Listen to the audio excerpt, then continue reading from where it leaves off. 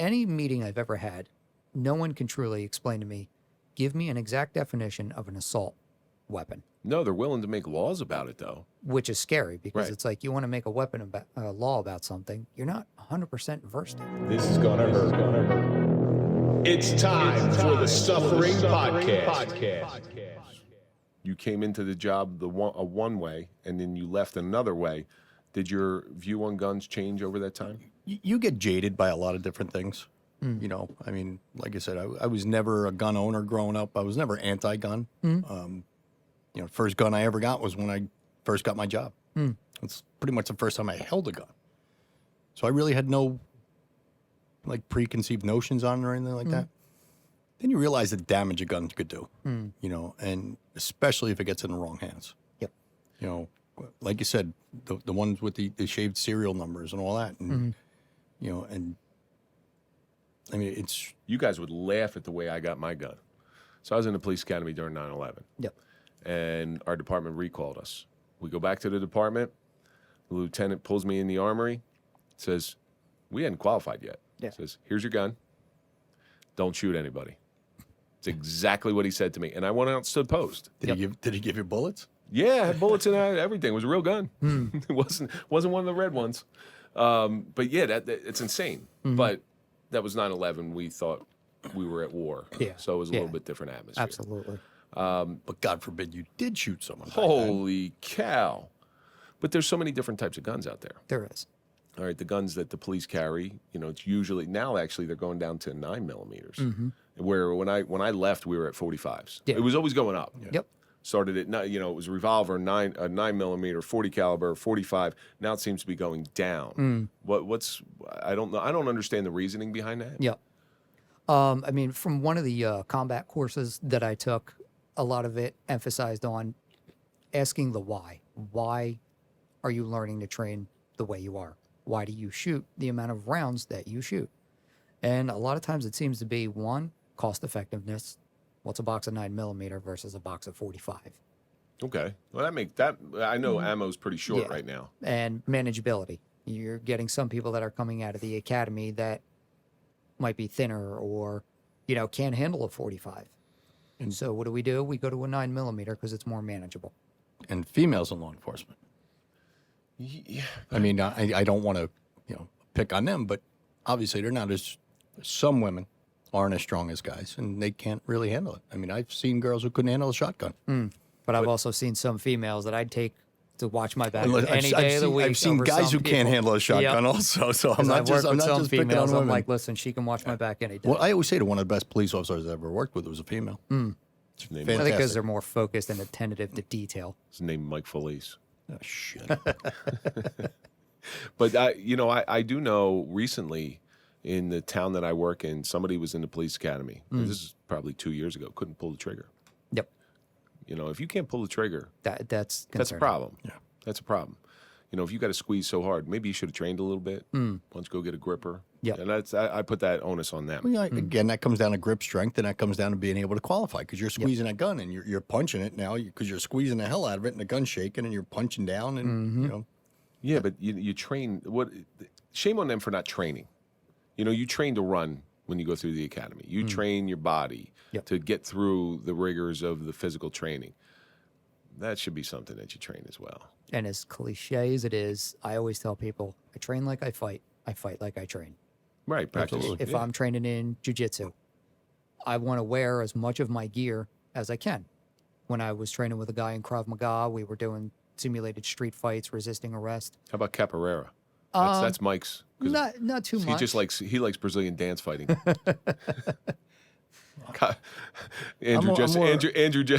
Andrew just see, I don't have the Latin tongue, Andrew. Capoeira?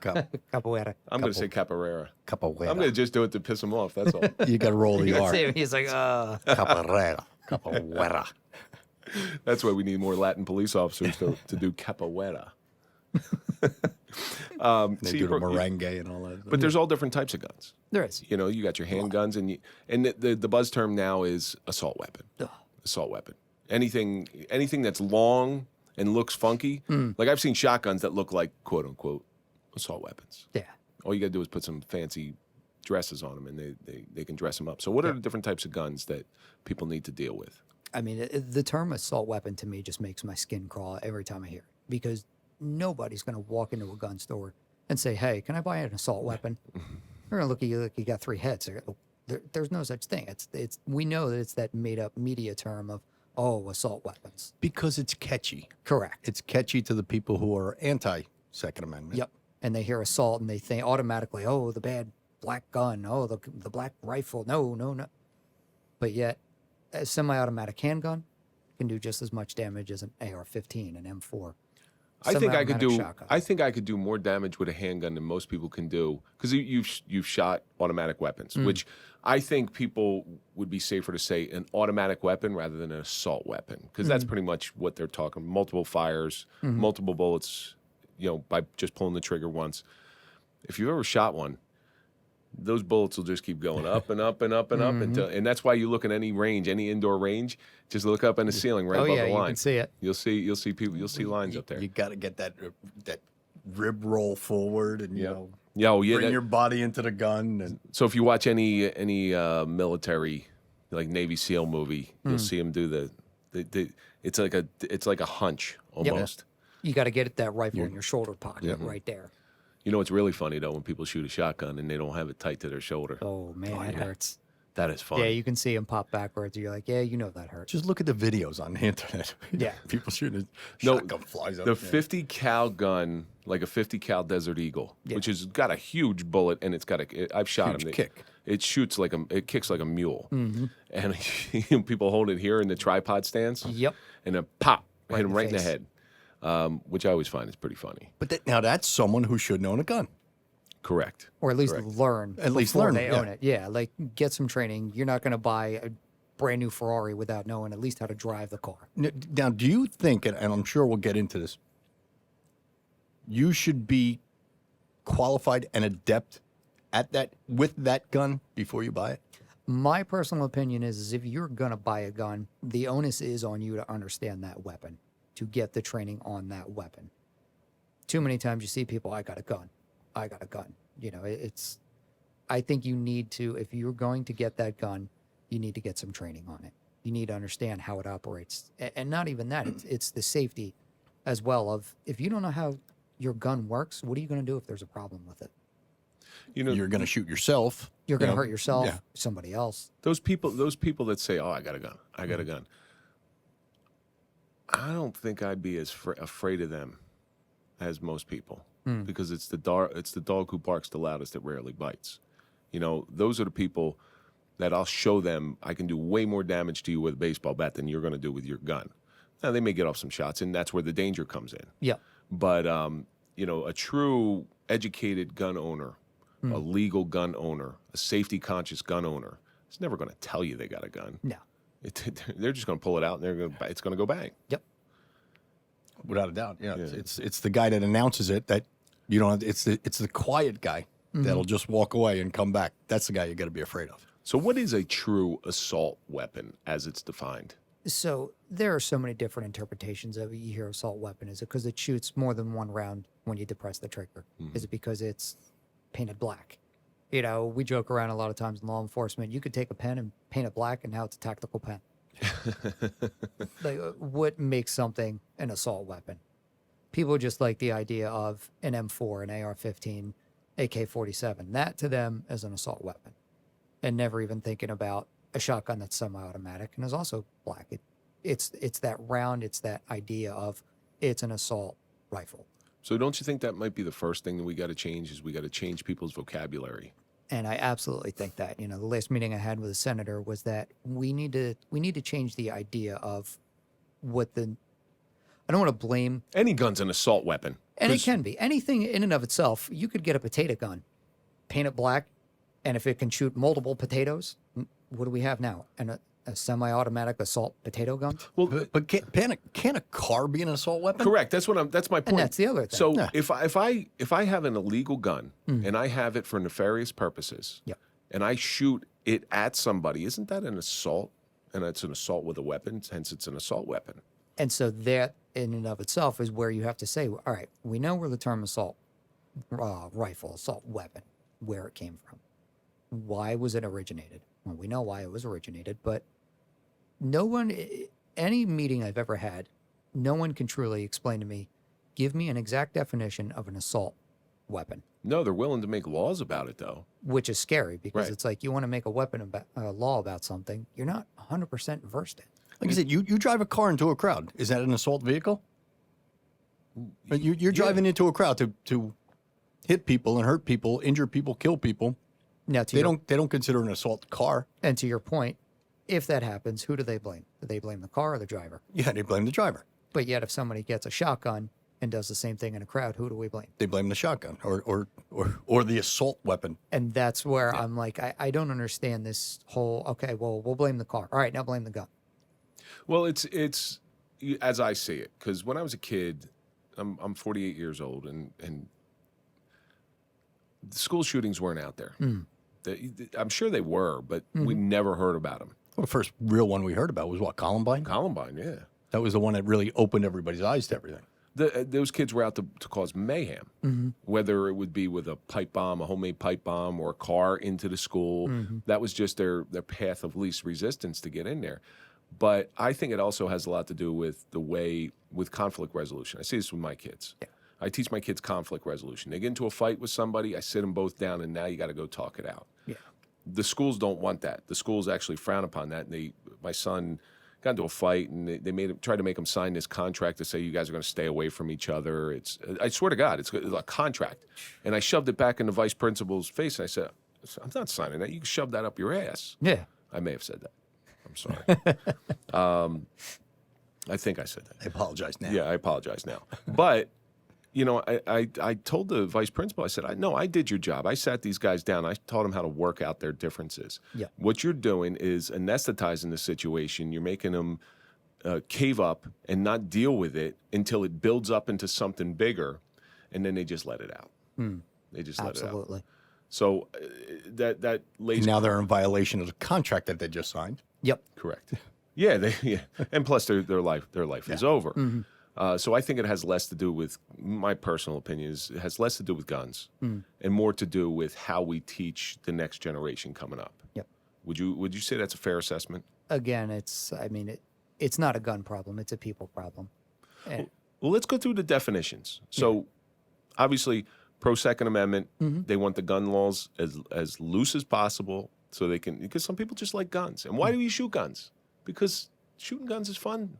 It's a fun thing to do. If you go to a range and you shoot a gun, properly go to the range, it's really like an aggression release. Right. The target shooting's a lot of fun. Target shooting's great. It's great. And some people use it for hunting. But let's talk about some of the arguments that separate us. The anti-gun versus the pro. I hate to say anti-gun, the people who want to really clamp down on gun control versus the true Second Amendment people. What are some of the Gun arguments? advocates. Gun advocates. there you go. What are some of the arguments of each side? So what I'm seeing on one side of, people that think that no one needs a gun. You have the police, or no one needs a gun because you can get a dog or an alarm or whatever. And then you have people on the other side that are like, everybody should own a gun. It's one of those, like you said, it's a very hard topic. It's something where, how do we bring people together? How do we say, all right, let's listen to your point of view and let's listen to your point of view. And how do we meet in the middle? Again, I think people have the right to own guns. Some people don't. Some people do. But how do we bring them together? How do we say that, you know what, just because you think that no one should own a gun doesn't make you right and everybody else wrong? It's really all about educating people. Educating people on both sides. And that's what I said earlier. It was just the education. And This is what we talked about earlier, that people are so set in their ways. You're not going to, you're not going to tell a gun advocate, you're really not going to get him to side with someone who's anti-gun. Because they're both strong-willed and they're both set in their ways. yeah. Well, then, because I've had these discussions, and the funny thing about my discussions with people, I told you, I really don't like guns. I know a lot about them. I've been shooting a gun since I was 5 years old. Yeah. After my incident, I'm done. But so when people come at me like we should just take away guns, there's no reason why people need an assault weapon. Here was my argument. I just said, one of my friends who is very anti-gun, I said, so what kind of car you drive? And they were like, well, I drive I think it was a BMW. I said, okay. I said, you know, you don't need a gun, or you don't need a car. Well, yeah, I do need a car. I said, no, you can take a bike. There's public transportation. You save on the environment. It's all good, right? You don't need a car. He said, well, I want a car. Oh, okay, you want a car. All right, let's go one step further. You got a BMW, and they had a high-end car. It might have been a Mercedes. They had a high-end car. Well, you definitely don't need a high-end car. Ford Fiesta will do just the same job as your car. Why I wear a car? That's what I want. Oh, really? I want a car that goes fast. Oh, really? Okay. All right. So you can have what you want, even though you don't need it. So if somebody wants a automatic weapon, sure, they don't need it, but they might want it. Yep. They might want it. Well, and then so I already know the argument coming back at me. Yeah. Well, my car doesn't kill people. Really? Has the potential to. Because car accidents kill just more people than guns. Yep. So the argument doesn't hold water. And that's why I said earlier, going back to the social media question, you really have to educate yourself if you're going to stand on one side or the other side. Yep. So that way you don't look like an idiot. And I wasn't doing it to make this person look like an idiot. Yep. I really, really wasn't. But I was doing them to show that go educate yourself before you take this stance a little bit more. So we have this problem in this country with the quote unquote assault weapon ban. Yep. But there's got to be another way around it than just to ban stuff, because you can't just get rid of everything that causes damage. Correct. So what's some of the middle ground here? So the middle ground is, I think, again, it goes back to, I think we need to address the mental health aspect of this. You know, if you go and get a gun, you're doing a criminal background check. That's it. There's nothing. What constitutes mental health background? And so that's where it's, I've been meeting with a lot of people on, what do you think we should incorporate? That if you're going to get a gun legally, because if someone really wants a gun legally, they're going to do what they need to do legally. They're going to follow the law. They're going to get their gun. They're going to do the background check, whatever they need to do. But how do we start addressing the mental health aspect? One idea proposed was, well, what if we can incorporate some type of a psychological screening into the 4473? Well, then some people were like, yeah. What's a 4473? So that's going to be your background check. That's Okay. going to be when you fill out your government paperwork. If you're going to buy a long gun, you fill out the 4473. If you're going to buy a handgun, you have to fill out another set of paperwork. That's going to do not only the federal check, it's going to do your state police check as well. Okay. So that being said, it's okay. What if they start incorporating a psychological screening into that to see? Well, now you have some people saying, well, that's going to violate my rights. That's going to violate, the government doesn't need to know if I'm mentally fit to have a gun. They should know if you're going to have a gun. And that's a little scary because, if you got a guy who's all upset about, something and now he's got a bunch of guns. I mean, what do they teach in the academy for a crime to be committed? You need motive and opportunity. Mm-hmm. So now you got a guy who's motivated because he's upset about something, and he's got the opportunity because he might have a weapon. That's it. But the thing that always scares me is who's the gatekeeper. And that's where That's it. Yeah, exactly. Where a does lot it of the lie? meetings, it's who's going to be in charge of it all and who's going to be reporting back to who. Because there's got to be accountability on all sides. The checks and balances are going to be put in place, and there's going to be people from both sides of the argument put in there. That's the way it should work. But unfortunately, whoever's in power, whatever side's in power, is going to stack the deck in their favor. And then you're getting into that political realm. And anytime you politicize a safety issue, Yep. man, that just starts to get real dangerous. It's very difficult, especially now with, anybody on any political side isn't going to want to do much until they see what happens in November. Right. So a lot of people are stagnant. They're like, oh, we want to do this, we want to do that. But we want to wait until November because if our constituents don't win, well, then we're kind of dead in the water, so to speak. They're waiting to get reelected. And Exactly. it is, And it's that's hard. that's a sad truth. Is they're waiting to get reelected. Correct. So from between now and November, what if there's, God forbid, a couple mass shootings? Yep. You know, It's like- but because you guys are dragging your feet and you don't want to get this done right now because you want to wait till the midterms. Yep.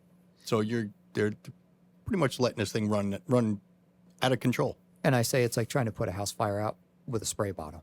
It looks like you're doing something. Yeah, you're doing something, but is it really addressing the problem? Well, is this? I've seen this many times, where it's optics. The people in power really don't care as much as you think they care. You've come across a lot of different people in power. Do you think that's the case? It's more about how am I going to look? Do they really care about school shootings? I think on some level they do, but I hope they do, or else they're not human. But do they care about re-election? And that, I can't speak obviously for politicians out there, but in my experience and what I've seen, a lot of times it's what's going to benefit me to get me re-elected. Because again, that's their job. And if, wanna God keep your forbid, job. something happens, are they thinking about blame? You know, if they sign off on a gun deal, you know, then they're going to get blamed. Well, this politician signed off on it. This one didn't. So it's more this politician's fault than that politician's fault. Ultimately comes down to re-election again. Yep. Because you know they're going to bring that up in a mudsling in the next election. Exactly. And then with the psychological, getting back to the psychological portion of it, is what test are they going to give? And what standardized test is going to be a Wonderlic test, the COPS test, the MMPI, something like that. A legal gun owner is going to do whatever they got to do to get a legal gun. You know, so if you got to sit down there for a 600 question test, they'll do it. They'll do it. They'll begrudgingly do it. Yeah. So, you know, the funny thing is you getting involved in the gun debate, you're putting yourself in a very sticky situation. And because you have to make it palatable to both sides. correct. And that's a lot of my meetings have been, listen, I'm not coming at this from pro-Republican or pro-Democrat. It's about humanity. It's about what is the right thing to do. How do we bridge the gap between Republicans and Democrats, red versus blue? It's always us versus them. There's got to be a common ground. If everybody just doesn't want to change and I'm always right and you're always wrong, well, obviously what we're doing now isn't working, right? Well, both sides got to come out with a win. They got both sides got to give a little bit too. Correct. And that's the thing. It's no, you're not going to touch our Second Amendment rights. Well, no, nobody's trying to touch your Second Amendment rights. Oh, you think everybody should have a gun? No, that's not what I'm saying at all. Should Ted Kaczynski have had a gun? And see, that's the thing. So a lot of times people will take what they want to support their own conclusions. They'll infer what they want to say. Oh, well, see, I'm right and you're wrong. But it's not the Ted Kaczynskis everybody's worried about. They're obviously, Ted Kaczynski is the Unabomber, for those people who don't know. It's not that type of person that people are worried about. It's the person that, well, I don't want to say looks like him, but maybe looks like you, where you might have some, nobody can look into your brain. Nobody can see what underlying mental issues that you may have. You know, especially people with mental issues, they're very good actors. They can act the part. Yeah. And there are going to be people that slip through the cracks. Sure. But if you're able to catch 1 or 2 out of 5, 1 or 2 out of 10, it's still better than status quo. It's still better than the way it is now. So there's some validity to that. But ultimately, gun control, you know, even if, let's take the anti stance on it. If they want everybody to hand their guns in, well, the criminals aren't going to hand their guns in. So we still have a gun problem. And now we got a dangerous gun problem. Well, you know, that gets back to what you said before. If a legal gun owner wants to get a gun, they're going to do anything they have to do to get a gun, whether it take the psych eval, you know, all that stuff. If an illegal gun owner wants to get a gun, that illegal gun owner is going to do anything he has to do to get a gun. Yep. And, you know, no matter what laws they put in place, I'm telling you right now, no matter what they put into place, illegal guns are still going to come into this country, smugglers, because there's money in it. Absolutely. Money, you know, they've been fighting the drug war since the Nixon days in 1972. Well, guess what? Drugs are still coming into this country. So I think they actually just declared they lost the war on drugs, believe it or not. So, and they're losing the war on guns. I think a lot of the